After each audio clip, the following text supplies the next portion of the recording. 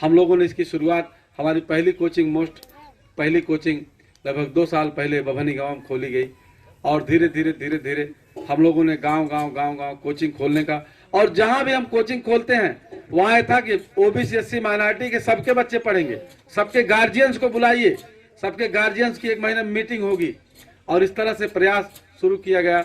और आज की डेट में यहाँ मैं अभी 54वीं कोचिंग जो है 54वीं कोचिंग जो है आज जनपद की है, जो है आज हम लोग यहाँ आए हैं और इस बात को बताने आए हैं कि सब कुछ तो किया हमारे लोगों ने, अपनी इज्जत को बढ़ाने के लिए, स्तर को सुधार करने के लिए सब कुछ किया हमारे लोगों ने। जिसने जो बताया, जैसे कोई मरीज हो कि इससे ठीक हो जाएगा तो आदमी वो दवा करता है, तो उसी तरीके से हमारे लोगों ने अपनी स्तर को सुधारने के लिए, अपने स्तर को ऊंचा करने के लिए सब कुछ किया, लेकिन स्तर में सुधार नहीं हुआ स्तर में सुधार।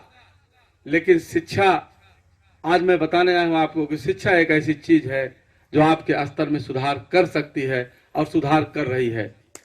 आप अंदाजा लगाइए, बाबा साहब अम्बेडकर का नाम आप सब लोग सुने होंगे। बाबा साहब अम्बेडकर को कभी अछूत के नाम पे क्लासरूम से बाहर बैठाया जाता था, सब लोग सुने हैं, सब लोग, क्लासरूम से बाहर बैठाया जाता था। वही बाबा साहब अम्बेडकर जो कभी क्लासरूम से बाहर बैठाए जाते थे अछूत के नाम पर, वही बाबा साहब अम्बेडकर भारत का संविधान लिखते हैं, सिंबल ऑफ नॉलेज कहे जाते हैं। शिक्षा एक ऐसी चीज है कि इसी से आपके स्तर में सुधार होगा, स्तर में चेंज हो सकता है, और कोई दूसरा रास्ता नहीं है। बात आती है कि हमारे बच्चे, आप लोग ये कह सकती हैं कि हमारे बच्चे या हमारे भाई लोग कह सकते हैं कि हमने सब कुछ तो किया, हर चीज किया, लेकिन हमारे बच्चे पढ़ने में कमजोर हैं, हमारे बच्चों को दिमाग कम है, बुद्धि कम है। मैं बता रहा हूं, इन बच्चों में बुद्धि की कमी नहीं है, दिमाग की कमी नहीं है। इनके आजा पुरखे जो कभी हड़प्पा सभ्यता के निर्माता हुआ करते थे, इनके आजा पुरखे कभी जो इतने बलशाली थे कि उनको जो है सौंगी साटा कोई हराना उनके लिए मुश्किल था। राजा बलि वगैरह को सौंगी साटा हराना मुश्किल था, उनके लिए धोखे का प्रयोग किया गया। उनके बच्चे हैं, इनके रगों में वो जो है ब्लड बह रहा है। लेकिन दिक्कत कहाँ आ रही है? दिक्कत इसलिए आ रही है कि आज ये कलम का युग है। आपने कलम के युग को जो है समझा नहीं, कलम के युग को जाना नहीं, इसलिए आज जो है ये बच्चे बेकार बने टहल रहे हैं। इनके पास दिमाग की कमी नहीं है, बुद्धि की कमी नहीं है।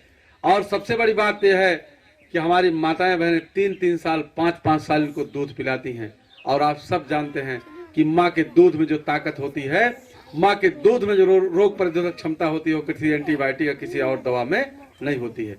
दुनिया पे शासन किया, कभी इंडिया पे शासन किया इनके पुरखों ने, उनका ब्लड इनके रगों में बह रहा है। तो ये कहीं से इनके पास बुद्धि की कमी नहीं है, दिमाग की कमी नहीं है। बस दिक्कत यह है कि आप लोग जो है जिस तरह से अन्य कार्यों में रुचि लेते हो, जिस तरह से आप लोग अन्य कार्यों में रुचि लेते हो, उस तरह से आप शिक्षा के कार्यों में रुचि नहीं लेते हैं। आप बच्चे को बात बात पे भाग्यवाद बताते हो कि भाग्य में होगा तो बच्चा पढ़ाई पढ़ोगे, आप भाग्य में होगा तो पास हो जाएंगे। मैं यहाँ आप लोगों से अपील करने आया हूँ, आप अपने बच्चे को भाग्यवादी मत बनाइए, क्योंकि जब बच्चे के कान में भाग्य की बात पड़ती है कि भाग्य में होगा